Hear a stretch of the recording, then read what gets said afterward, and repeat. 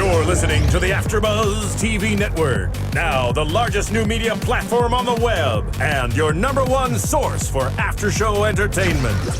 Very good, Gene Johnson.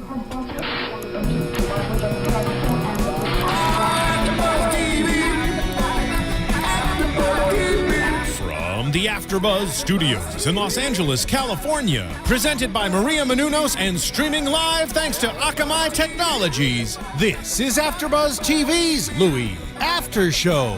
We'll break down tonight's episode and get you all the latest news and gossip. And now, another post-game wrap-up show for your favorite TV show. It's AFTERBUZZ TV's Louie After Show. Yes. Hello, everyone. Greetings from hot Southern California. Are we just going to groove? Are we grooving? It gets you in that mood, you know? Shoulder roll. It gets you in that mood. That's right. I do miss that. I miss that they... I like that they just jump right in on the show now, but I do miss the intro and the music and the sad pizza walk to the Comedy Cellar. Welcome, everyone. This is the AFTERBUZZ TV podcast for Louie. We are at Season 4, Episodes 3 and 4. I'm lucky to be joined here in the studio by my co-host, Shannon Rodgers. Woo. Kylie Hodges. Hi. And Carrie Long. Hi. I'm Mario Hernandez. And wow, what a show. Dude, The first one, anyway. They're both excellent, but Yeah. I think the one that everyone, all of America, all of the blogosphere is talking about is episode 3, So Did the Fat Lady. Before we jump right in, I just want to say thanks again to our founders, Maria Menounos and Kevin, who have worked so hard to make our show and all of this basically happen. So if you can, check out their excellent show on Oxygen, Being Maria Menounos, behind-the-scenes look at a Hollywood... Lady building her empire. Check out Chasing Maria Menounos Tuesdays at 10:30 at a new time. There we are. Later on tonight. 10:30. Wonderful. Yeah, build the suspense. Yes, that's right. Or the perfect intro. You know, the shows being so similar. Wow. So did the fat lady. All right. So let's bring it front and center on this show. We are going to use the word fat, and I think that's kind of the whole point of the episode. Is this idea that we have substituted fat for some sort of undesirable, unspoken thing, and if you watch the show, you understand that's the crux of the entire show. Is this wonderful young woman played by Sarah Baker, who I just nails it. Yes. I mean, Jesus, every word out of her mouth, I was like, I just wish I had that. Yeah, she had that Chutzpah. Yeah, and she finessed good. Yeah. Yeah, she's if you go and people didn't know her before yesterday, she had been on a bunch of damn well know her pilots. now. You know her now, Do yeah. you guys remember from NBC's Go On? Yes, She was the that cat was lady. her. The whole episode was like, I know you, I know your face. And Right. and I was like, She's cat like lady! one of those people Yes. that you're like, and this is her moment now. People This are is going her to know moment. her. We will know her from here on out Yes. for sure. Yeah, we. She will hopefully get an Emmy nomination for this because she was just really spectacular. Yeah. So she plays Vanessa, who's one of the waitresses at the Comedy Cellar. And if you watch the season premiere, of course, last week, you know that Louie has been hitting on all that. That was the joke, right? Is that Louie rather pathetically has been hitting on Yes. all of the waitresses. Yes. And so here, the tables are turned. And, you would think, I guess the joke or because when I saw the show, even before she opened her mouth, right, because she kind of looks at him longingly and you can tell that there's a thing there. So I kind of knew where this was going to go, that this was going to be kind of a role reversal thing. So she asked him out, and actually, no, she jokes with him and does like a really great back and forth with him. And there's that writing that we were talking about that we think is so great. And she asked him out, and he says, "Well, I'm tired." And so again, that kind of role reversal, right, where the girls traditionally, turn down the guys and be like, "I can't, I'm, tired," or washing my hair, or whatever. Washing my hamster, as my wife says. She's like, I've used that one before. Is that code? Washing my hamster. I Sounds know. like code for something. I know, right? I said, honey, if that were hamster me, did not come from Petco. I said, if you tell me that, I'm going to jump right in. I'm like, I will come home and wash it with you. Yes, Can I watch? So, but she asks him out, and he, pulls this kind of BS excuse. And what did you think? Like, what were your thoughts in that first scene? This is gonna sound super funny. Overall, with the overall theme of like guys don't want to date fat girls, I personally, 95% of the people I've ever dated I've asked out. And I'm usually the one who initiates everything, and I'm usually also the one that gets broken up with first. So I feel you on that. You're my identical twin. I was waiting for that. I was literally going to say the same thing. I have asked out every boyfriend, and I've also I've never dumped anybody. I think really I've like, we were mutual, but I was a little more of the one that was like, hey, you know what I mean? So that might be an overarching theme for women across the globe.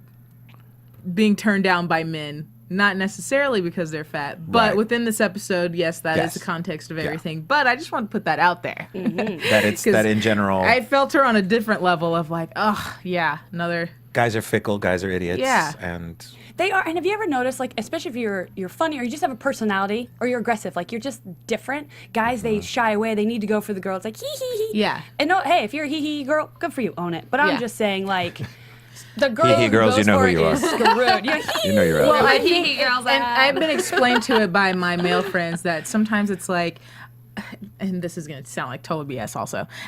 Maybe they're like, oh, well, what's wrong with her? She wants me. Like, why does she want to hang out with me? Like, this girl approached me. Like, wow, what?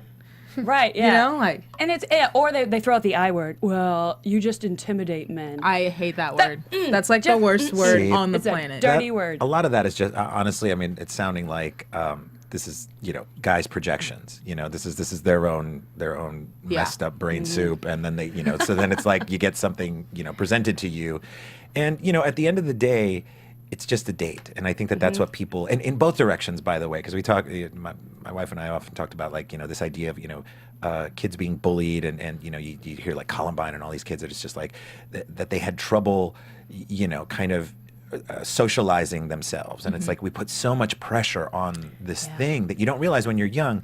You can date, you can go out. It's not who you permanent. are. It's not going to change you. Yeah. You're not going to get married. Well, I mean, to it may him. change you, but for the better, hopefully. For the better or not. I mean, But it's just as useful to take go out a with risk, someone. experience life. That's why I don't mind asking guys out, is because I don't mind being vulnerable. If I'm gonna sit and wait for the perfect guy on Tinder to match me, and then we're gonna chat for a while, and then like just think, I don't have Tinder. I just use that as a weird example, but then I would be bored. I would, like, why not go out there and get rejected 1,000 times? I mean, now that I'm used to it, this is really not about me. This is not. Let's. Well, it's interesting for me because as I'm watching this, of course, and everyone sees like a different side of it. Nobody here is overweight, and by thinking about, well, this is also a very white problem as well, because we know communities of color like their women heavier, and they're fine with that, and it's a completely different. It's I work in a restaurant that has all races, and so it's very interesting to see. Who the guys, because we're in the back or whatever, it was like who we're saying, oh, did you see that? Table, 12. It's like, oh, no, the one over at table 20. And so you get just this wide variety. So I will say that, again, within the universe of this show, that it's a specific thing. And bravo to Louis C.K. for bringing it up. Bravo to Sarah Baker for playing the part so wonderfully, so charmingly. Killed that character. And just There should be no character named Vanessa on TV ever again. never again. That's it. Retire the name. Retire Boom, like the hang it up, numbers hang in it up. baseball. Like Yeah. Jordan's jersey. It's The just only hung Vanessa. up. I think it's really interesting too that a man has such an interesting thing to say about fat women. Yeah. I mean, I think he hit it spot on, and I'm so happy that he brought up this commentary of how to talk to a fat girl. But it's ironic to me that it's a man that wrote this. Yeah. And in the beginning, he's like, "Oh yeah, let's hit the gym, but let's do a bang bang," and you know what I mean? Like, what a hypocrite! But Well, let's talk about that for a second. We'll explain. So the bang bang is Louis and his brother, and they do this thing, Best idea ever. which does We're all sound going wonderful. on a bang bang Oh my God. after this. Actually, because they ate Indian food, and I watched this last night, I had Indian food for lunch today. I was like, I'm going to a buffet, and it was $9 somewhere by in Larry. Beverlywood. Yeah. And I was like, I'm going to have all of what they're having. That looks great. So the bang bang is Go to dinner. back-to-back of meals, one right after the other of varying meals. epic meals of Epic different types. So like they said, sushi and pizza. They Sushi, said Mexican and pizza, Italian. yeah. They ended up going with Indian Diner. which was a great little montage with the music and the close-ups of the food. I often watch these food porn documentaries. So whether it's like the food channel, travel channel, and Jiro Dreams of Sushi is one of my favorite documentaries. And I realized that this is kind of the anti. This would be actually, I guess this would be like the hardcore food porn, which is just really nasty and just like not really the smut. sensual. There you It's go, the the really smut, yeah. smutty. It's the smut. Yeah. There's no label on the cover. Right, You it's just like It's still on kind of. VHS. Yeah, you Yeah. gotta have sunglasses on and a trench coat to watch it. Yeah, to admit that you enjoyed it. And so they stuff their faces, and then they go to the diner, and the waitress, in this kind of small little, hey, are you a comedian? Oh, I love you. You're great. And then it's like, what's going on here? Are we celebrating? And you see the look on Louie's face. It's just like, oh no, it's nothing. And then the brother, who's just kind of the innocent rube of the show, it's just like, oh, we're doing a bang bang. What's a bang bang? He explains, and the waitress just doesn't even know what to do with the information. She's like, okay, well.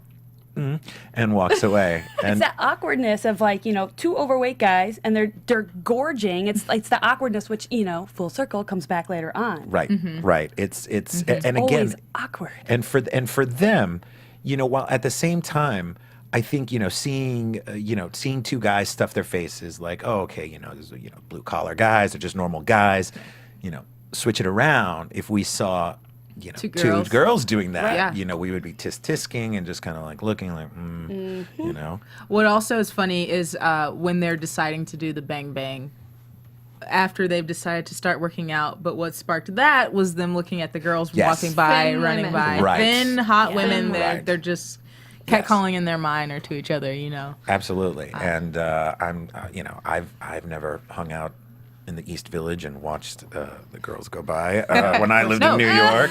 Not at all. I was working, in guilty fact. look. I worked at a restaurant in the East Village where that's what we did. But it's to see that, like you said, come full circle, to have it be, and so that's what we're talking about. It's not just the idea of women and body shape and what that's become kind of shorthand in America for unhealthy or because fat shaming is kind of the last socially acceptable form of bigotry that we openly say and that we can do. We can do it with our friends and I don't know how raunchy you guys are in your personal lives or how close you are with your guy friends, but guys are really, really nasty about it. And it's always the nastier the guy is like more judgmental, and it's Yes. like whoa, who the hell do you think Right. you are? And they're just well, did you see her? Like, did you see her tits? I had a guy one time tell me, I'm a proud AA booby girl, all right, itty bitty titties, Work and that's it. okay. Own it. No. Carrie. cries in her All right, we're going to cut to training commercial. We'll be right back. It's okay. Okay, and we're back. I have a big personality. I make up for it. But it's like, I had a guy come up to me one time and he's like, hey, you'd be really hot if you had some big tits. And Hey-o. I was like,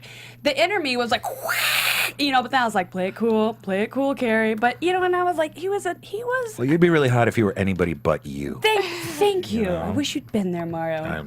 Yeah, You know need what to have I mean? a comeback Like, that hits below the I just waist, kicked him in the know? nuts. So Yeah, I felt that would was have said something about appropriate. the size of the I got a good feel with my knee. I'm kidding. I don't even remember. I was probably too drunk to remember, but I do remember him saying, Well, you're the dude. he had bigger boobs than me, so I think that Okay, well, settles that's the one. score. There you That's go. tragic. Anyway, but the point being that, everyone's so quick to be judgmental, but let's just take a little look at ourselves first. Yeah. Everybody's got a flaw and a hang up, which is probably why more people pick on other people because you got more problems with yourself. So you start to do Yep. Right? finding flaws. Yeah.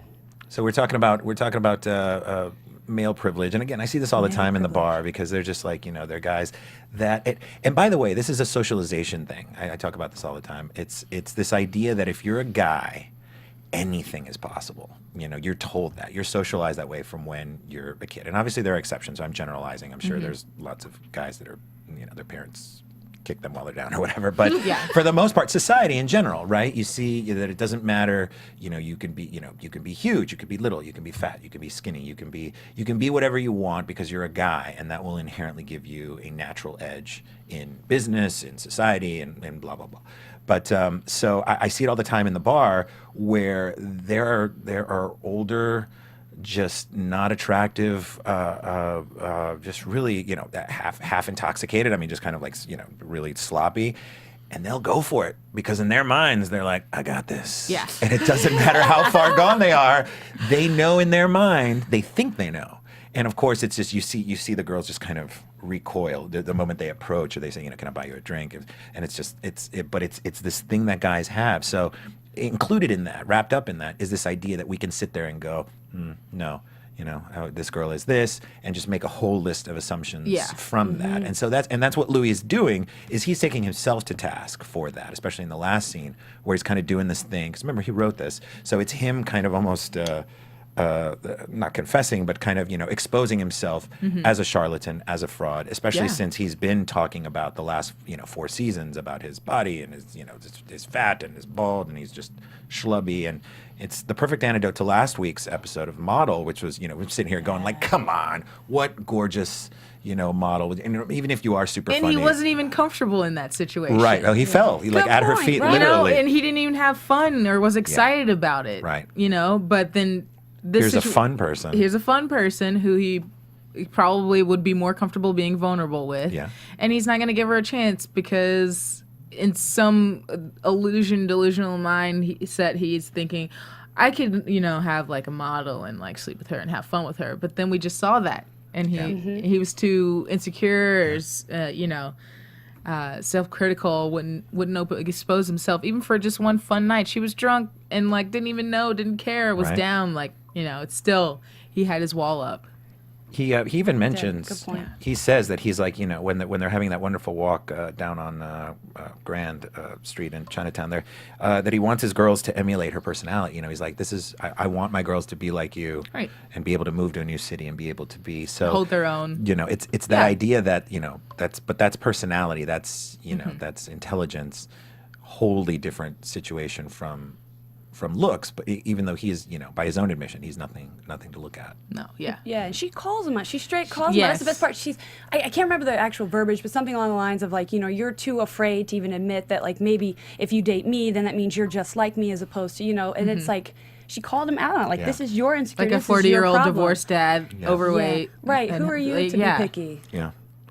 Yeah. The final scene, of course, which we talked about, and first of all, it's a single shot, and they shot it after 2 days. It's pretty amazing stuff, right? Kudos to you, DP, because that was amazing. And we should say it's Paul Kestner. Kestner.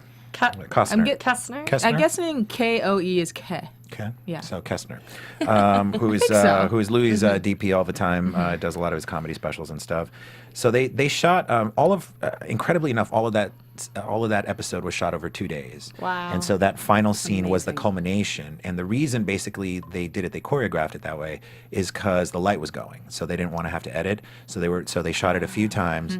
The first time they nailed it, and once this is in her interviews, once they nailed it, she was able to toy around with it a bit much. And you see, she takes some really nice pauses and looks away. Man, and she she just delivers that dialogue like nothing I've ever seen.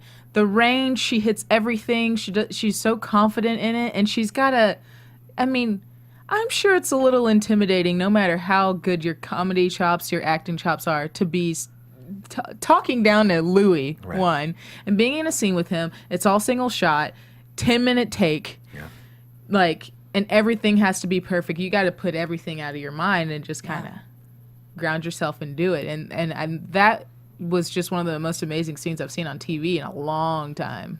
Yeah, it was Very nice. pretty spectacular stuff. She leaves. They left an F-bomb in there, which I thought was interesting. Somebody is stretching somewhere. Someone's F-bombing somebody's doing Pilates. So they leave the F-bomb in that one, and then they actually bleeped out an F-bomb in the second one, which I thought was kind of interesting. But he asked her, have you ever dated a fat girl? And he's like, not oh yeah. slept with, And he jumps in. He's like, oh yeah, no, I totally have. She's like, no, not sleeping with one. Yeah. Have you ever been in a relationship? Have you ever? Now the general consensus, again in the blogosphere, is this: is that everything in the episode rang true, except for the end. I've read a couple of articles that are saying that this idea that she, that it kind of turns her into a little bit of a simpleton at the end, where she just wants to hold someone's hand. This idea that, Kylie, what do you? I didn't like that either. Okay, why is that? Well, it kind of pigeonholed him. I felt like it was going nowhere. Like, I thought she was going to walk away from him multiple times throughout that. Yes. And then every time she turned around and she had something else to say. And, at that point, I was like, no, girl, just walk away. Because then it's like, if he holds your hand, is it like a pity thing? Or is he really just now he's decided he's into you. Yeah. I feel like she would have had the upper hand if she walked away. Okay. I also think that he's just awkward enough that even if that were his wife when in their high time, that he probably wouldn't have held her hand and walked with her in the park. Just, you know what I mean? Like that. He's so uncomfortable in his own skin. Yeah, that romantic gesture in general, and for her to be able to like break down that barrier, that wall for him was pretty interesting. Okay. Carrie, what did you think? Final scene. Oh, so I love the joke. I'm sorry. I know it's like, Carrie, the joke was very funny. And I feel like I'm kind of on the other way. I feel like she's like, no, you're going to hold my hand and walk. Like, even if he didn't want to, but it's still like she's still got like the final word. Like, you're going to hold my hand, we're going to walk. And if this is embarrassing to you, so what? You know, even if he did it out of pity, he still did it. So it's almost like she still proved her point, and it's almost like she had to physically guide him to understand that, you know what, hey, you're walking, we had a great time until this awkward fat moment, you know, and he's like, no, you know, and then they walk away. So it's like she like, you know, force-fed him it and was like, no, you're going to do this. You're going to, I'm going to read you the riot act, and then you're going to have to prove it. Yeah. Put your words in action. So I can see the other side, though, totally, but I don't know.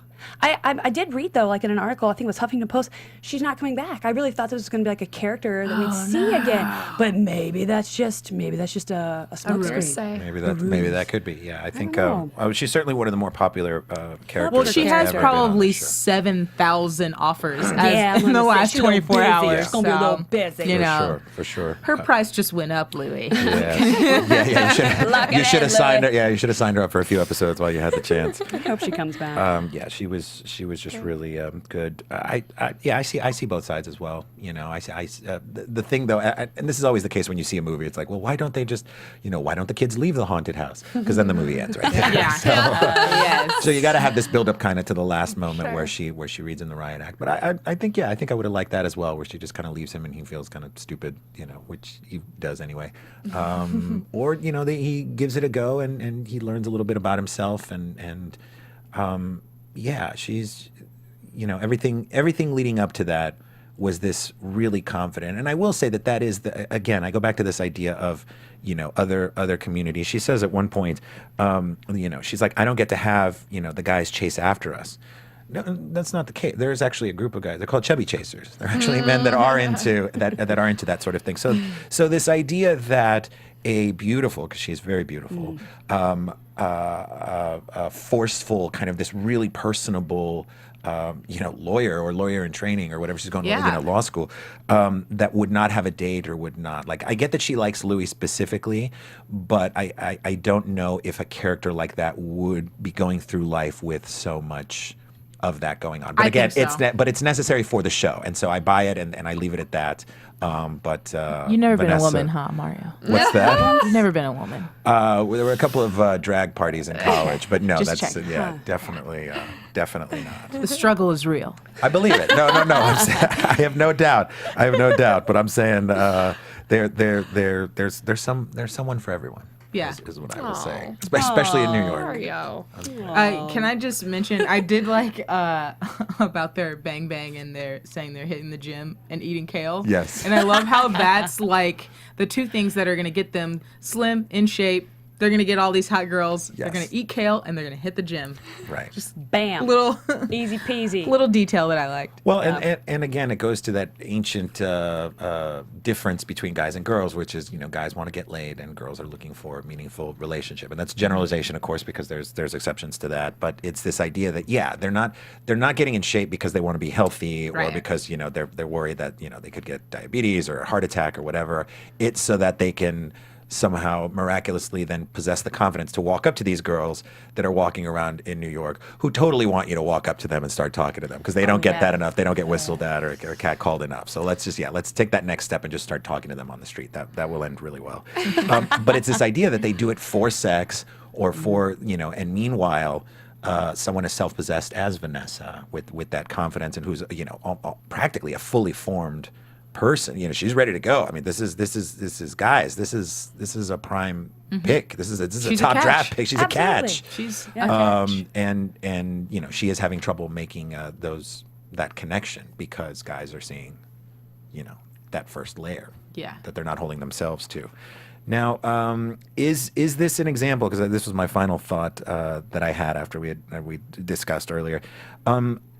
Is by poking fun at himself and having this kind of be this obsession, is this a version of male fat shaming? Because the camera stays on them when they decide to go do the bang bang, and then they kind of walk off, and it's these two kind of walls of flesh, under the t-shirt, and Louie has no butt. He's got the droopy jeans, and it's not. I thought it was funny because to me it's like, you watch the girl walk by, and it's like, hey, legs and rear end, and then but these guys are just like, waddling off into the sunset to go destroy not one but two restaurants in one fell swoop. Yeah. It's the camera just stayed on them, where it was just like. So, I'm just wondering, is that just as wrong as female fat shaming, or is that just a completely different thing?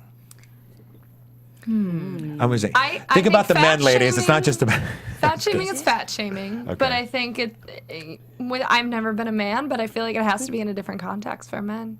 Because while we like to believe women and men are equal, we're really not equal, Yeah. So I feel like, and this is just my opinion, obviously, it kind of gives men, it kind of lets men know that it's okay.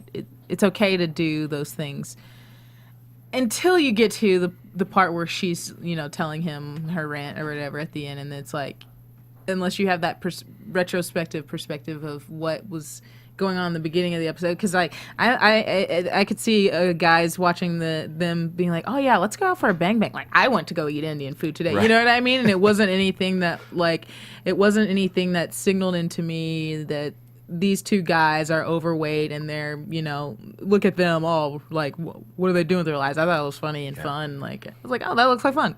Okay, I'm gonna go do that. Carrie, what do you think? I agree with what's been said, but it's just, at the end of the day, let's be honest, it's double standards. It's always Yes. going to be double standards. Yeah. Yes. It's the same reason when you pick up, that's why there's so many fashion magazines and there's skinny, gorgeous women on the outside. And even if this is what kills me. They'll be like, talks about her weight and how she's fine with being a plus size. Well, her so-called plus size is the average size. Yeah. And it's Exactly. like, back off. And if you'll notice, the shot's always tight. It's not a full body. The camera, it still comes in tight, so it's still, a shoulder, and you get that great collarbone, makes everyone look skinny, So it's still the idea of like, yeah, we're going to have an article about this plus size actress, but we're still going to be selective. Focus on her size, Right, Like, and then, instead of her laundry list of other accomplishments and Right. achievements that she's had in her life and her, Just putting a band-aid on it. It's like, and that's what's great was about this. It's about, if you're fat, be fine with it. You know what I mean? Yes. And if we could just, sounds a little cliche, if we could all just work on ourselves more. just get along, guys. Get along. Well, If we and could it's- just hold hands more, maybe. And it's it's hard to be cast, because most, as we know, most roles skew towards thin actresses. You think you could be fat and a comedian, because we got Rebel Wilson, Melissa McCarthy. You go down even through television, your Nell Carters, your Delta Burks. But when it comes to dramatic actresses, it's and it's like why Shelley is that? Winters, who's another one that I thought of, Kathy Bates. Yep. And then it's a pretty short list, and Elizabeth Taylor back, but she didn't make movies towards the end. But so it's Towards the end. towards God. the end of her life. So let's see. Let's hope that this kind of kicks the doors open for a lot of actresses. And Yeah, it and definitely empathy. opened up a conversation. I Yeah. will say kudos to that episode, because it's definitely going to put a discussion into areas of the world that probably don't bring these things up, more conservative areas. The same with other shows on TV that, like, Modern Family brings into, gay couple, the mixed race couple and stuff like that. It's just, it's adding to the discussion across the world. We live in LA, which is just like a melting pot of culture. Not a lot of people live our lives, obviously. And so this is their outlet to, there are these families of two gay men raising a little Asian girl. There are these guys that are dating overweight women, what have you. It's not all, like some CW show where everyone's just glamorous and fabulous and hot, Yeah. dating. Yeah. Right, absolutely. And the same thing, like, was it Bridesmaids with, everyone's like, oh, now it's okay. Like you said, if they're overweight, as long as they're funny, it's okay. And now, because of this being such a fantastic, serious scene that maybe, like you said, now they're going to be like, okay, society liked it. Great, let's do it again. Yeah. So nobody wants to be the first to do it, except Louie.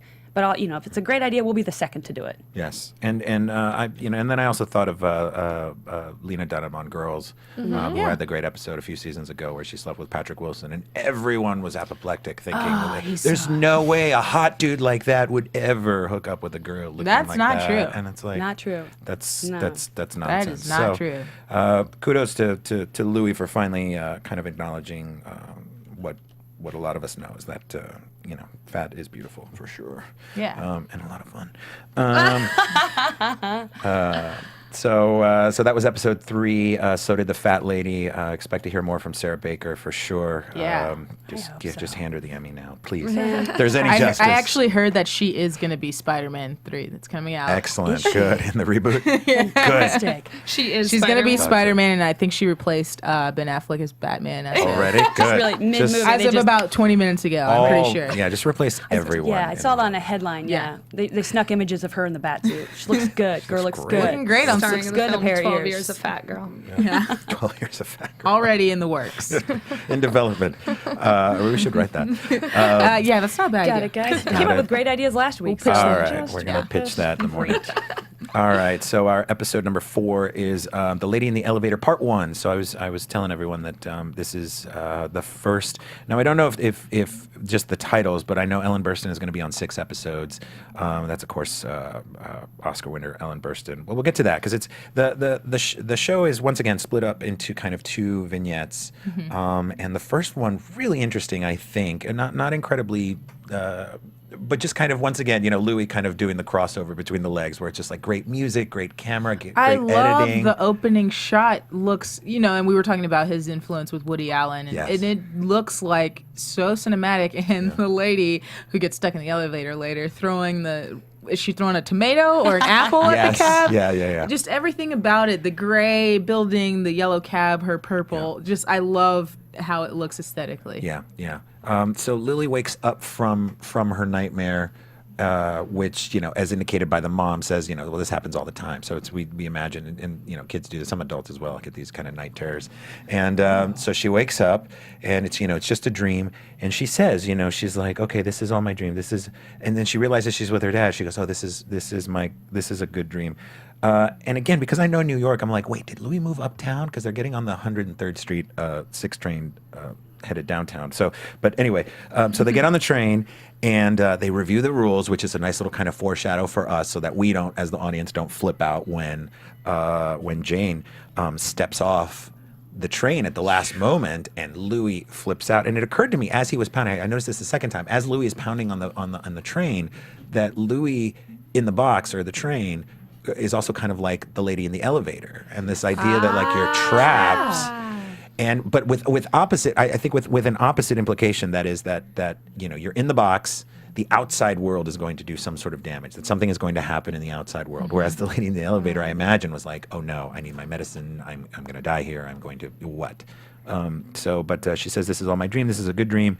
And then when they have this great montage with the music and the movie, the pulsing music, and you got to get up in the platform, and he's over. trying to. He's obviously anxious and crazy, and he's trying to calm down.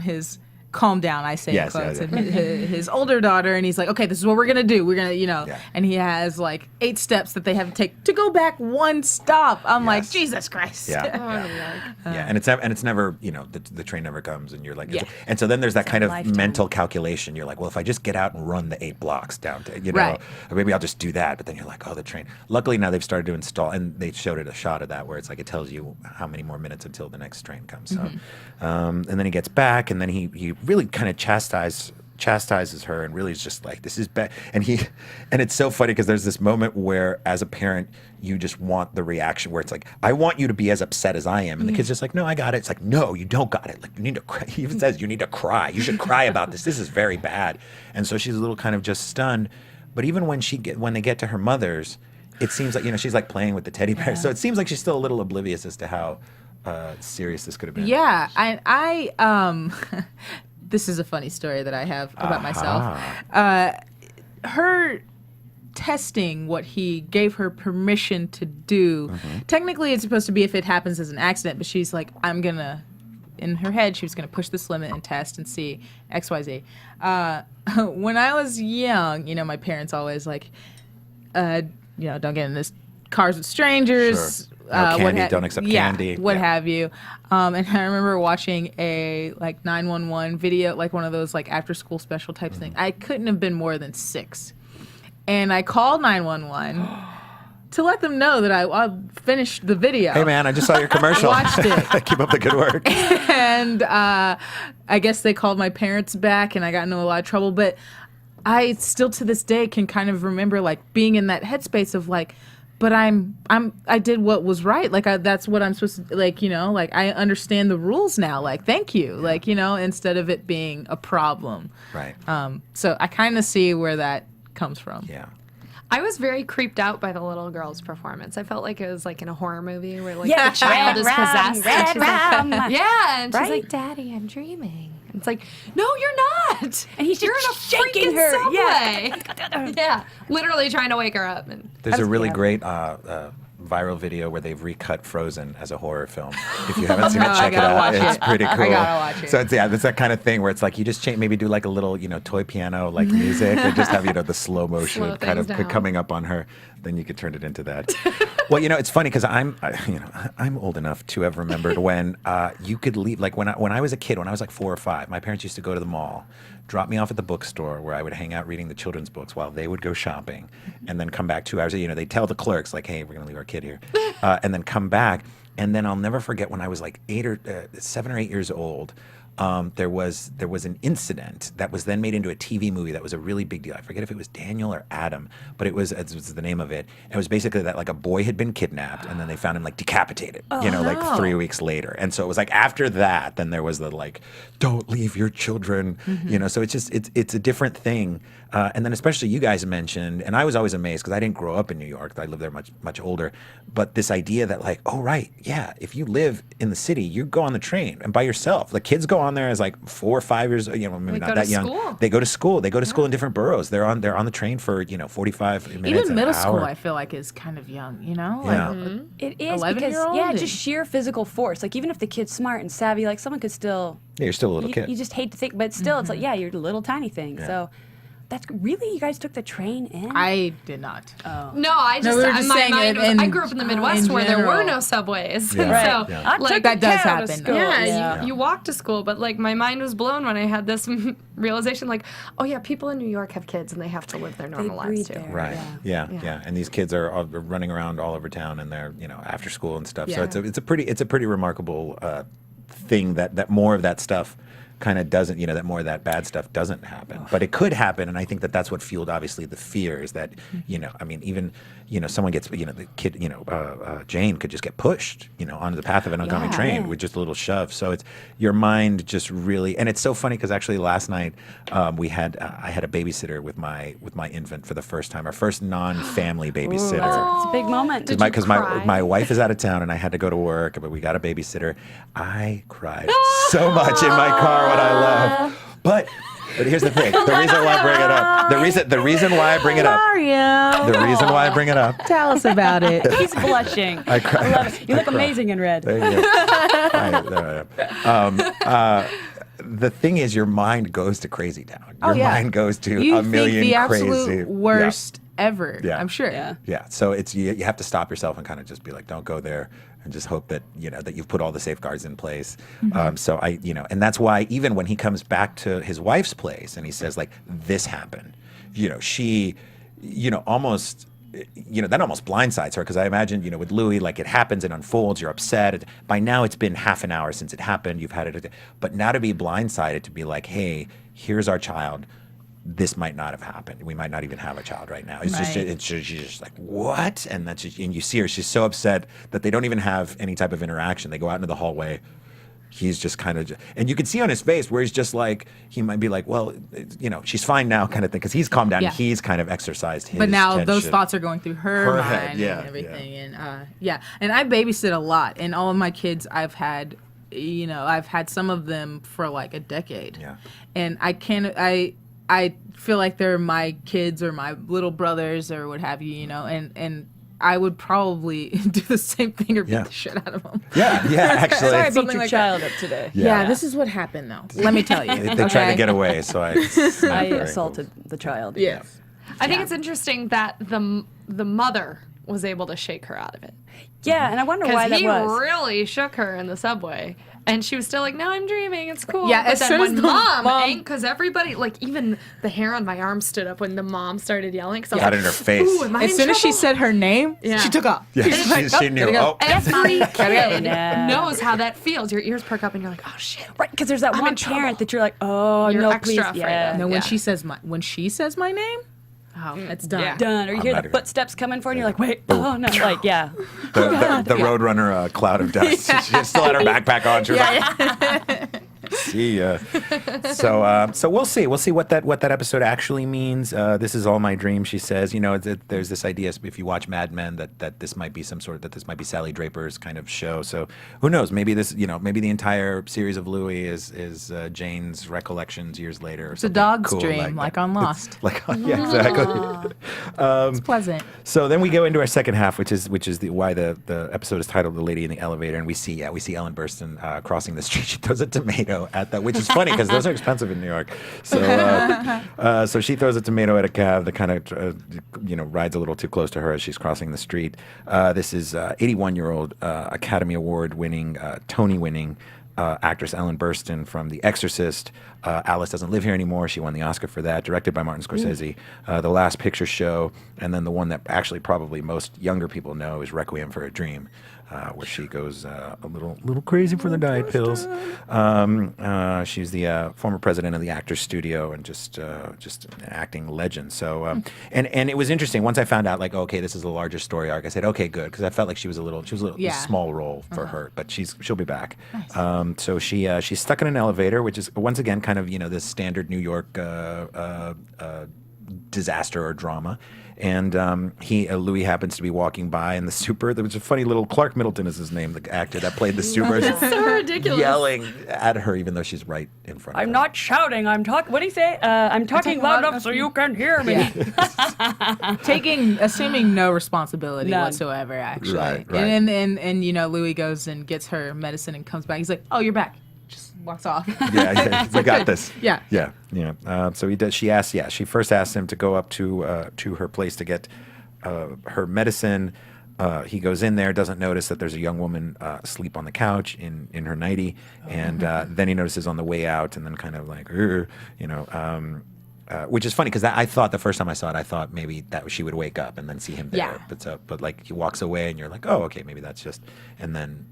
She says, "Oh, that's my niece. Can you get her?" It's like, "Well, she's sleeping." She's like, "Well, wake her for Christ's sake." Okay. So then he goes back, and the Just actress super awkward. Yeah, of course. Can't touch her. Right. Love it. Louie makes everything so weird. I love how he threw the blanket on her so he didn't have to make skin contact. Right. He didn't know her. He didn't know what she had. Clearly, that's sanitation purposes. That's right. Somebody's like, you're naked. Yeah. I love when she wakes up not speaking. I did not expect that. That was actually a moment where I was like, oh no, he cannot explain himself on top of him being already socially awkward. What was she speaking actually? She's a Hungarian actress. Okay. Esther Balint is her name. She was in Stranger Than Paradise by Jim Jarmusch. So I'm assuming Hungarian. Yeah. The Probably. music kind of made me think it was like Eastern European or something. Yeah, there's a little I kind would of. have loved to know what she was saying. Anybody out there speak Hungarian? Yeah, if we could get Translate. any of our Let us listeners know. from Hungary. Posted I'm on sure we their have. IMDb page. Yeah, if we could. Fabulous. Wait, don't we? Isn't there like a Google app? Can't you like Oh, hook it yeah. up to the? Can you? Translate. Is there an app you can Shazam someone talking and it'll translate it for you? Because I think I think- just Write invented that down. an app. There's another I $1 million think Nobody idea. take Okay. my idea. Yes, that's. I think you can do it by Right now. Google Voice. And Kylie's or got- should be able to Yeah, right. hear Okay. it. There's a Google If Translate. it's not, You're gonna need Big- someone who speaks Hungarian, because that language, I'm a quarter Hungarian, and just seeing it written gives me headaches. oh really? It's got H's next to G's, Yeah, it's next all to consonants Z's, just and jammed X's. together. It's ridiculous. Oh, sounds mellow. Let's do it. We'll learn right after this. It's a romantic language, right? It looks how I so. type when I'm drinking. I love Emails, yeah. drunk texts. Yeah. What texts She look like speaks before Hungarian autocorrect. Yeah. No, she's just a few beers deep. Put it in the app. Yeah. She's 3 beers in.